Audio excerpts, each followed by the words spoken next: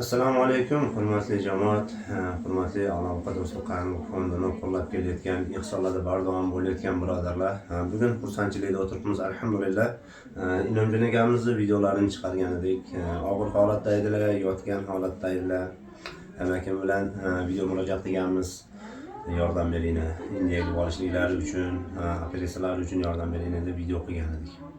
Alloh rozi bo'lsin sizlardan, birodarlarimizdan, bee'tibor bo'lmagan insonlardan, shu barcha ihson bergan birodarlarimizni Alloh taolo o'zi mukofotlasin.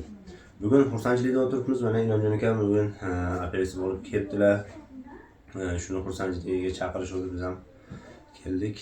Alloh rozi bo'lsin. Qancha yaxshimisiz aka? Yaxshi, rahmat. Alloh rozi bo'lsin. Alloh umringizni ziyoda qilsin inshaalloh. Inomjon akamiz o'zi yaqinda kelganliklari uchun ko'p gapirtirmadik. Alloh rozi bo'lsin sizlardan. Nima uchun chiqaryapmiz bu videoni?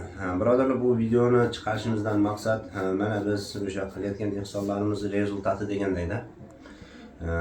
Hammadan Alloh rozi bo'lsin, hech kimnikida og'rigan insonlar bo'lmasin.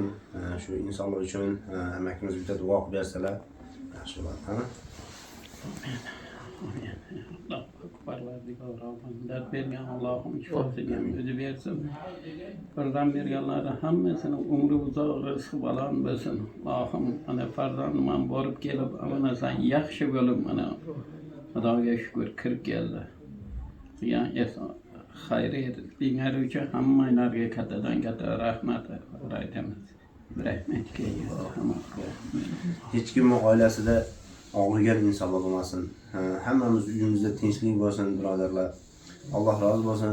Balki shunday bir videolarni chiqarayotgandirmiz, biz qayta yordam beringlar deyotgandirmiz. Bu biz chiqarayotgan videolarimiz inshaalloh bizlarni jannatga kirishligimizga bir sabab bo'ladi, birodarlar. Hammangizdan yana bir marta hammangizga minnatdorchilik bildiramiz. Videolarimizga befarq bo'lmanglar. Assalomu alaykum va rahmatullohi va barakatuh.